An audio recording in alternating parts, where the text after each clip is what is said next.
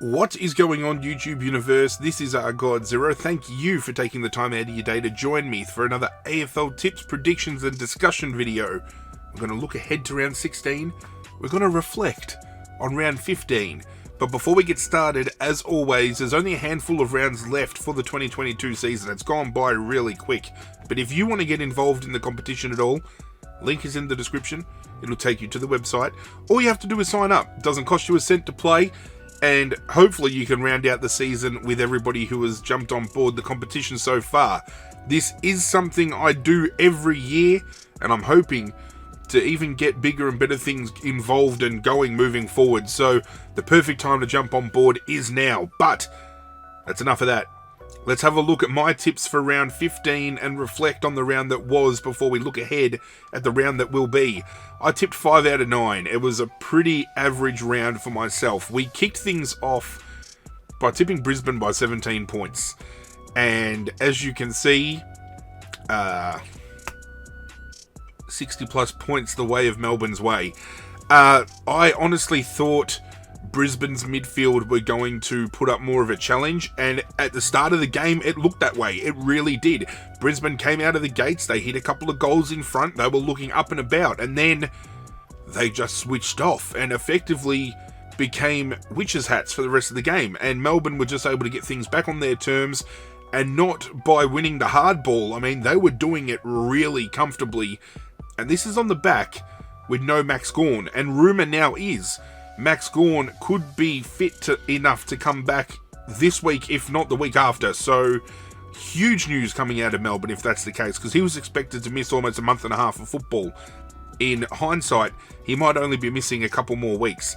But Brisbane, again, I still think are one of those teams that can win the premiership this year, but when they come down to Melbourne and put in an effort like that, it makes you question whether or not there's viability with them travelling to Melbourne. And we all know that that's where the MCG is located, that's where the grand final is going to be played, and you need to start questioning things like viability and durability for these away teams outside of Victoria that are going to come in and challenge for the premiership.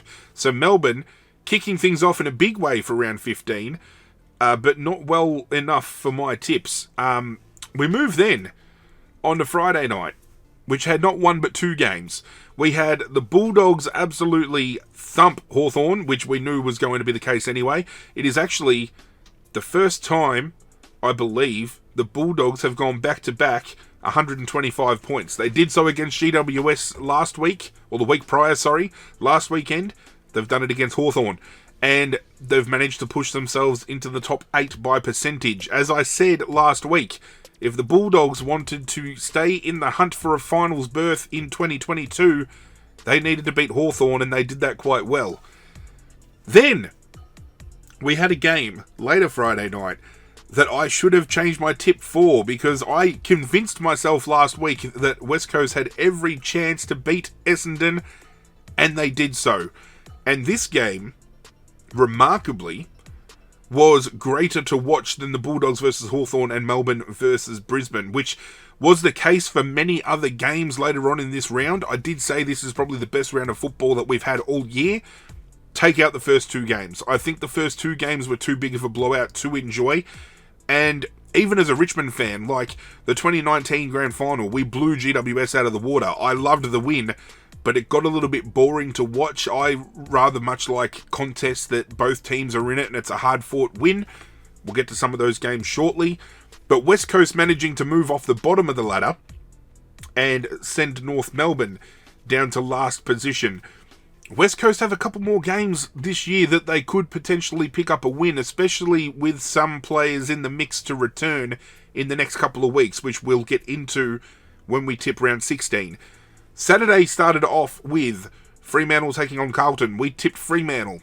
I should have backed Carlton. Carlton this year are still undefeated at Marvel Stadium. I don't know why I didn't back them in.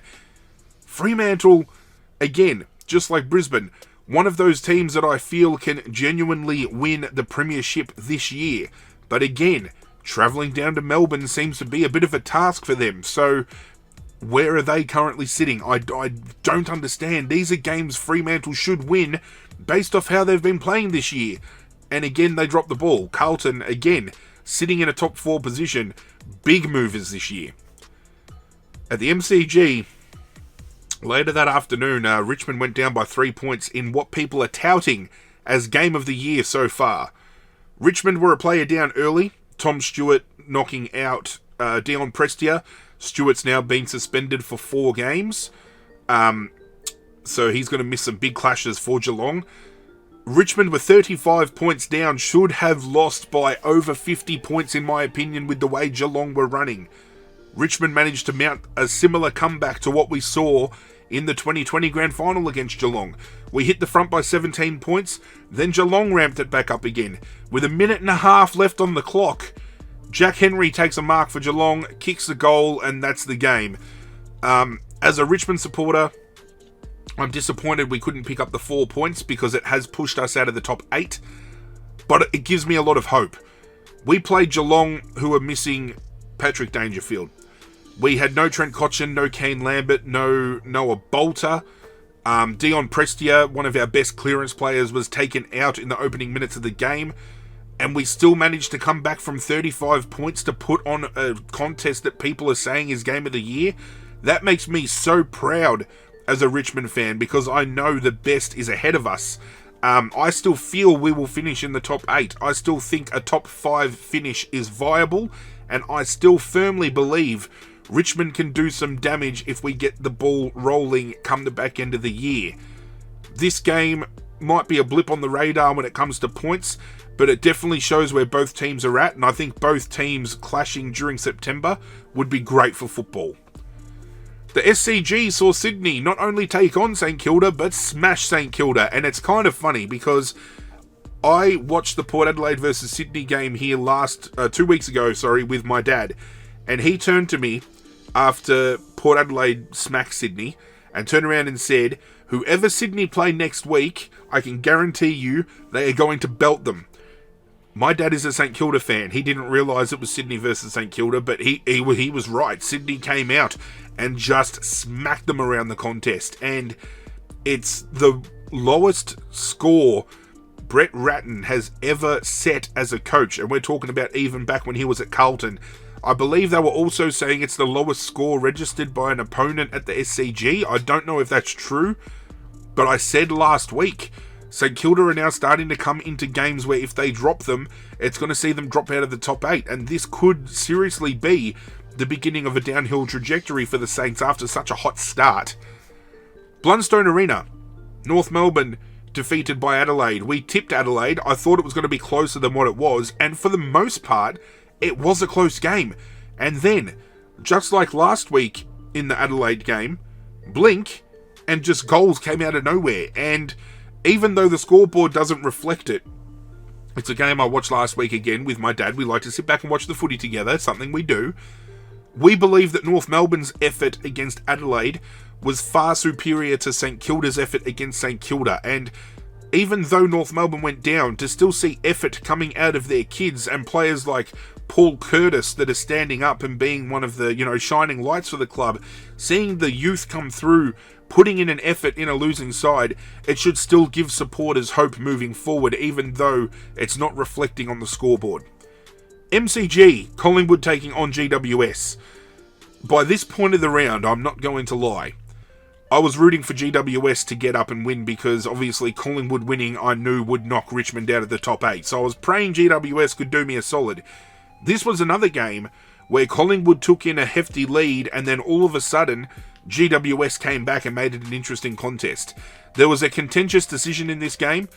Darcy Moore kicking the ball off the ground towards goal, then trying to kind of protect it before it got there. The umpire paid deliberate. A lot of people are up in arms about it. My personal opinion is he's 10 metres odd out from the goal line. He is elected to kick it towards the goals off the ground. He's then tried to save his ass by diving for it. I think by the letter of the ruling, the interpretation is there to be paid. Whether or not it was a bit stiff, we'll leave that to be argued.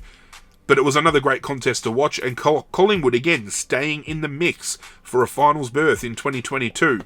And speaking of finals berths, the round ended on another critical game and another close contest.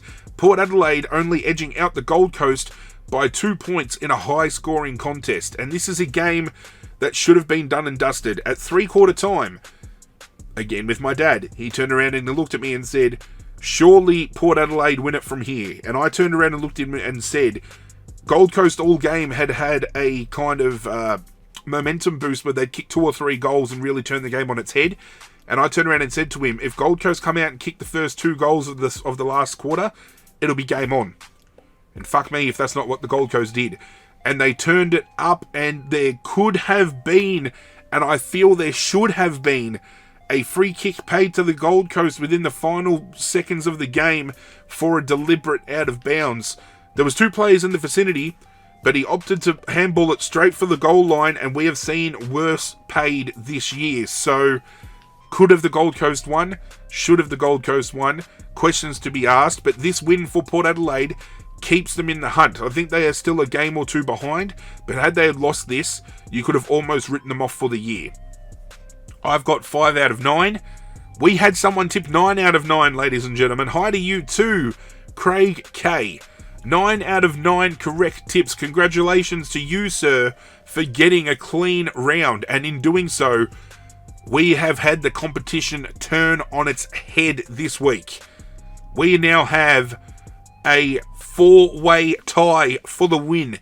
Frio90 Courtney K has been holding it down all year. She still has it by total margin. However, hi to you too, Craig K's 9 takes him to tied for first place in second position. Some quick Michael T, he has moved up to third place, tied for first. And Brighton75 Kirk G, he's been nipping at the heels of Courtney all year. He moves to fourth place, equal first as well. So congratulations to now the 4 of you. You can piss right off. So congratulations to the 4 of you for holding down the competition after 15 rounds. It is really close up top. We have Saintly 12 on 88, only a tip behind. We have a handful on 87, only 2 tips behind. There's a couple on 85. There is a few on 84, including myself. I've dropped down to 13th. I'm not happy with that drop, but there are a lot of us still in the hunt. It is going to be a tight run home, ladies and gentlemen, which takes me to this week.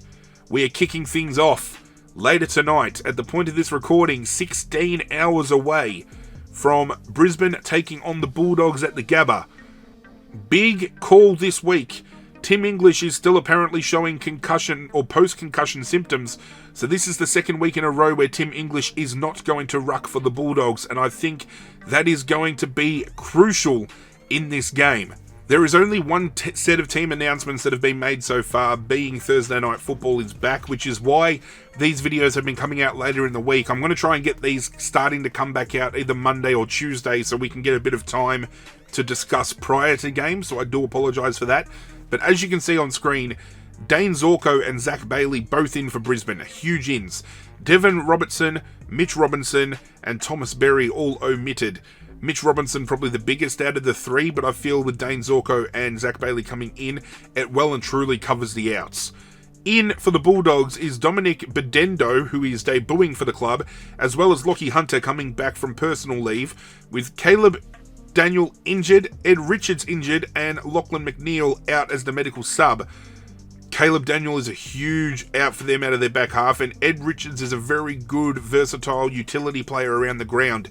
So I feel when we look at these ins and outs here, especially with no Team English being played at the Gabba, ladies and gentlemen, I'm tipping Brisbane, and I'm tipping Brisbane by, I'm going to go 26 points. Can I just type it in? Yes, I can. Brisbane by 26 points.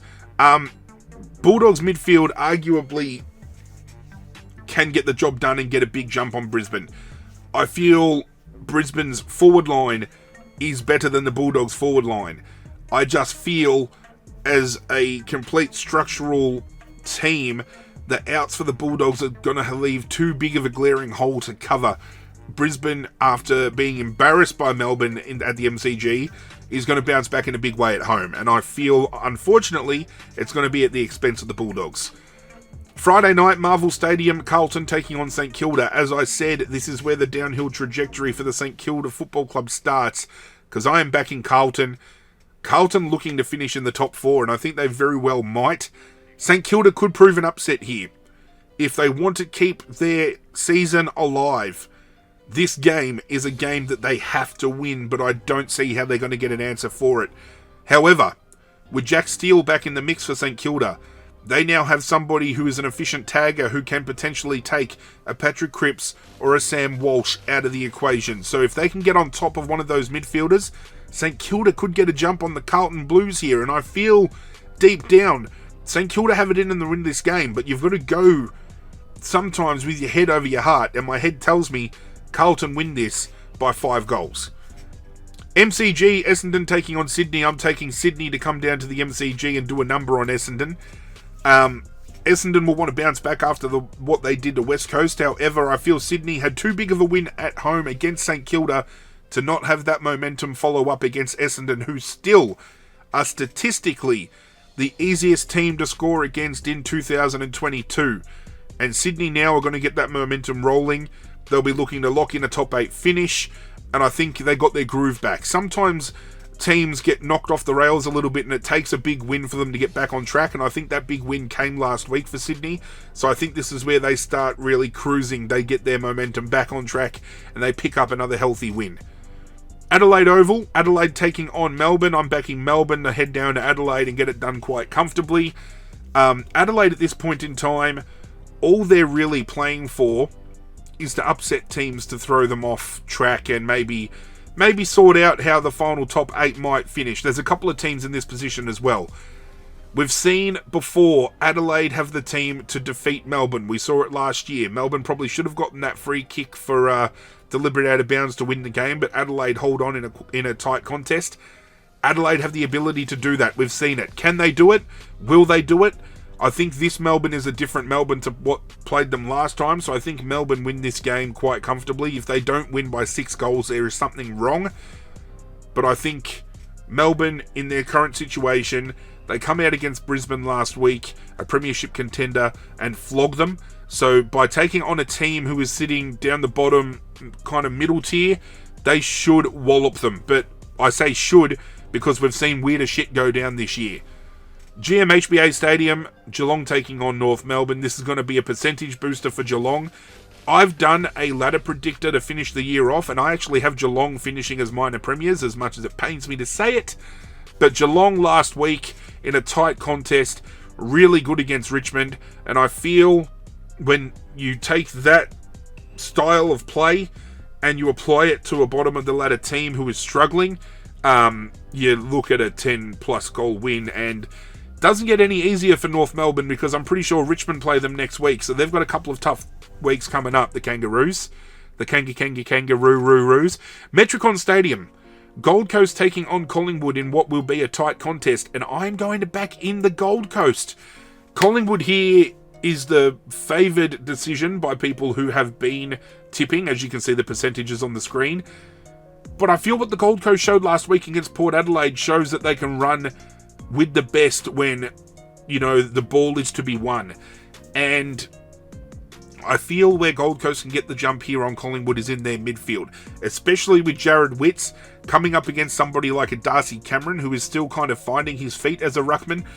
We should be seeing the likes of Matty Rowell, Touk Miller, those type of players running rampant. Ben Ainsworth up forward with the likes of Malcolm Rosas, the likes of Isaac Rankine, all running around the feet of people like Mabior Chol. Collingwood could win here, and it would upset me if they did because it kind of keeps playing on Richmond's position on the ladder. But I think Gold Coast at home every chance to beat the Pies this week. Sunday football, first of 3 games. Richmond get their rematch against West Coast Eagles. 106 points the way of Richmond the first time they played this year up in Perth. I'm backing Richmond, especially on the back of how we played against Geelong. It will be without Dion Prestia. Kane Lambert is a chance to get back up, but still no Noah Bolter at least for another 1 to 2 weeks. Trent Cotchin is still probably another 1 to 2 weeks away. Obviously, as I said, Prestia with concussion protocol has to miss this week. So it'll be interesting to see if there's any ins and outs from last week's game. The big talk is Nick Naitanui could potentially come back in for West Coast as early as this week, which would be a huge in for West Coast. But even if West Coast do have Nick Naitanui come back in, I still feel Richmond's brand of football is going to be too hard for West Coast to compete against, and Richmond showed it against Geelong. Richmond's pace is still set as one of the fastest in the competition, and the fast breaks we can get will maul any team. The downside of that is if everybody's too quick to run forward, we've got nobody running back, and defensively we need to change that. But I think Richmond should win quite comfortably. I'll say 8 goals the way of Richmond's way, and 8 goals to some might be a lot, but considering it was 106 points the way of Richmond only, a couple of months ago, I think 8 goals is a healthy summation. GWS take on Hawthorn at Giant Stadium, and I'm taking the Giants. I probably shouldn't, because every time I've tipped the Giants at Giant Stadium this year, they have lost. So if anyone wants to go a bogey, pick Hawthorn here. But I think GWS, they lose in a tight contest against Western Bulldogs, 2 weeks ago. They lose in a tight contest to Collingwood last week. I feel Collingwood and the Bulldogs are far better placed than where Hawthorn are at currently. So going off of that, if GWS can stay in contention against those two clubs and still look good, they should win by at least 4 or 5 goals against Hawthorn here, even with any ins or outs. I mean, Toby Green's on fire. Josh Kelly's finding a lot of the ball. Stephen Coniglio has played his way back into form. You have Jesse Hogan now back in the team kicking goals. Harry Himmelberg moving back to defence has been a revelation for GWS. So there is still plenty to love about what GWS are doing.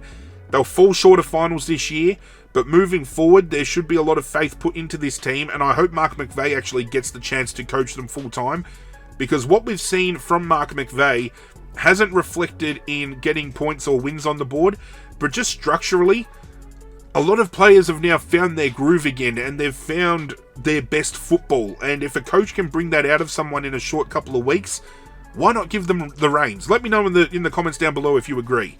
Final game of the round is at Optus Stadium. Fremantle taking on Port Adelaide. Freo at home should get it done comfortably. Does this put question marks around Port Adelaide's finish? I think it does. But Fremantle at home surely lock up the win. If Port Adelaide beat Fremantle, this is my big call. Port Adelaide beat Fremantle this week, you can lock Port Adelaide in for finals in 2022. If they can scalp this, that'll be huge. But I think Fremantle should get it done quite easy. So, Brisbane, Carlton, Sydney, Melbourne, Geelong, Gold Coast, Richmond, GWS and Fremantle are the way I have gone. Hopefully, we see some shifting, because as you see here on the board, it is still very close. We have 10th to 8th tied. We have 2nd to 5th tied. So what this does here, effectively on the scoreboard, I have Brisbane winning and moving up to first place after the first game.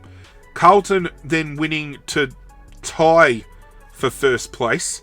I have Sydney moving up to tie for at least 3rd place. I've got Melbourne then winning to take the lead overall. I've then got Geelong winning to tie for 2nd place. Gold Coast winning puts them back in contention for finals. Richmond winning puts them back in the top 8. GWS winning only moves them up to about 13th, only 1 spot. And then Fremantle winning puts them back up into the top 4 as well. So there's a lot of movement to be made, especially around the middle of the table, and you're going to see a lot of that go down in the next couple of weeks. We're getting to the hairy end of the season, ladies and gentlemen, and I'm very excited to see how it rolls out. Hope you guys enjoyed the video. If you did, please do myself a favour, hit that like button down below, subscribe to the channel if you're new. But that's it from me, guys. I'm out of here, and as always, I will catch you guys next time.